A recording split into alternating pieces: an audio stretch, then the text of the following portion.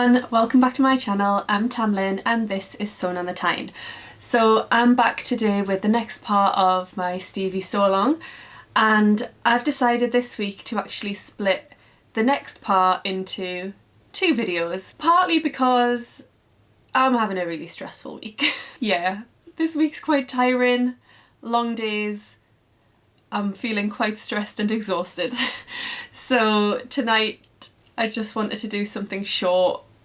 I really don't have the energy. But actually I think it's going to work better as two videos anyway, because you've got a job to do between this video and the next one. So thank you so much for everybody's positive feedback on the sew along. It's amazing to see so many people keen to get involved and to sew along with me. Even if you've sewn the Stevie before, quite a few people are still saying that they're going to join in, and that's really lovely. I'm really looking forward to seeing everybody's results at the end. And I was thinking that I would really love to see everybody's finished garments, and I know that not everybody is on Instagram, so I think I will ask people towards the end if they would be happy to send me an email with a picture of them in their finished CV. That would be wonderful, because I would love to share them on this channel. So before we get started with today's video, I am wearing my Grainline Studio Linden sweatshirt in this colour change jersey from Like So Amazing. Now obviously you're not going to be able to see the colour change, these spots all just look white, but when you go into natural light they all change to pastel colours, and yeah, it's really cool. I love it. Just got my black cuffs, black neckband, black hemband at the bottom, and then also my new favourite thing is this gorgeous acrylic necklace, which is from Kathy, who is So Dainty on Instagram, and she makes a little range of acrylic jewellery. She's got 4 different designs. This is my second one, which I purchased this week, and I love it. Gorgeous. So today's video is all going to be about choosing your size. So deciding which size you're going to choose for the Stevie before you cut it out or you trace your pattern. So I've sewn quite a few Tilly in the Buttons patterns now up to this point, and I always sew a size 4. Always choose a size 4. But every new pattern, every new Tilly pattern that I come across, I always go back through and double check my sizes and measure myself again, because my weight seems to fluctuate up and down so much depending on, you know, what I've been eating or drinking or how often I've been to CrossFit that week. My numbers just seem to fluctuate quite a lot, so my measurements aren't always the same. So I'm sure that yours might also do that. So it's good to measure yourself regularly and just make a note of those measurements. So every time I come to a Tilly pattern, I don't assume that I'll be a size 4, but I always end up being a size 4. I've only had to grade to a size 5 once at the hips, and that was with the marigold jumpsuit. I had a little look at the size chart on the Stevie, so you'll find the size chart on the back of the pattern envelope, or you'll find it also inside the booklet. Now obviously if you are a person who has downloaded the PDF version, that will all be in the instruction booklet as well. So you would look at, first of all, the size chart, and Tilly's patterns are sized from 1 to 8, so that's a size UK 6 up to a 20, and the size 4 that I usually make equates to a size 12. But as we all know, those sizes are rubbish. Because when I was buying ready to wear clothes, I could go to one high street store and easily fit into a size 10, go to another high street store and a size 14 wouldn't even go near me. So the numbers are really meaningless. You need to look at your measurements, and the standard measurements that you would take when dressmaking would be your bust measurement at your full bust, your waist measurement at your smallest point, and your hip measurement at your widest point. I checked my measurements again just to double check that I do need to cut a size 4, and these are what my measurements were. My bust measurement is a 36.5 inches. My waist measurement is a 31 inch, around a 31 inch, sometimes a little bit less. At the minute it's about a 31. And my hip measurement, again, it's about 40.5 inches, can kind of vary from a 40 up to a 41. As we look at the size chart, you will see that my bust measurement puts me into just over a size 4. My waist measurement puts me in between a 4 and a 5, and my hip measurement puts me also in between a 4 and a 5. So at this point I might think, should I be making the size 5? I'm not sure. And this is where finished garment measurements really come into play. So it's always important to actually look at your finished garment measurements, and that's what you want to pay more attention to.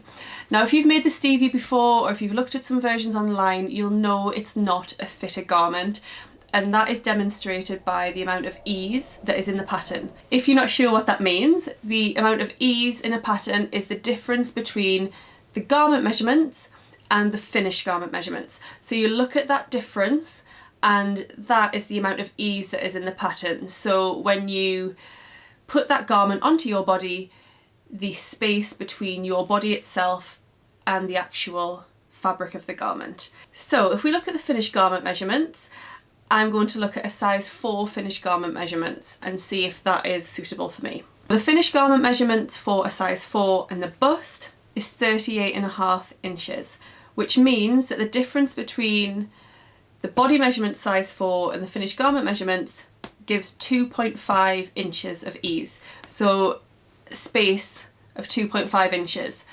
Now, because my bust is around a 36.5, that means 2 inches between my bust and the garment, which is ideal. The waist, because it's not a fitted garment at all around the waist, the finished garment measurements for a size 4 at the waist are 41 inches. Now that gives 11 inches of ease. So between the size 4 body measurement and the size 4 finished garment measurement, 11 inches of ease. As I mentioned earlier, my waist measurement is around a 31 inch, so that gives actually 10 inches of ease between my waist and the finished garment measurement, which is, again, that's plenty of room. And the hip measurement, finished garment for a size 4 is 45.75 inches. The hip measurement for a size 4 on the pattern envelope is 39 inches, so that gives 6.75 inches of ease.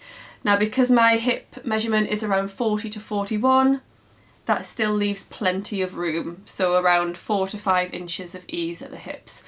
So when deciding on your size, you might want to check the body measurements first of all to give you a guide, but really your main focus needs to be the finished garment measurements, and you need to decide how much ease you are comfortable with at the different parts of your body. So how much gap you want between your body and the actual garment itself. As I've referred to before, you may consider grading between sizes. I'm not sure that that would be a common thing to do with the Stevie pattern because, as I said, it's not a fitted garment.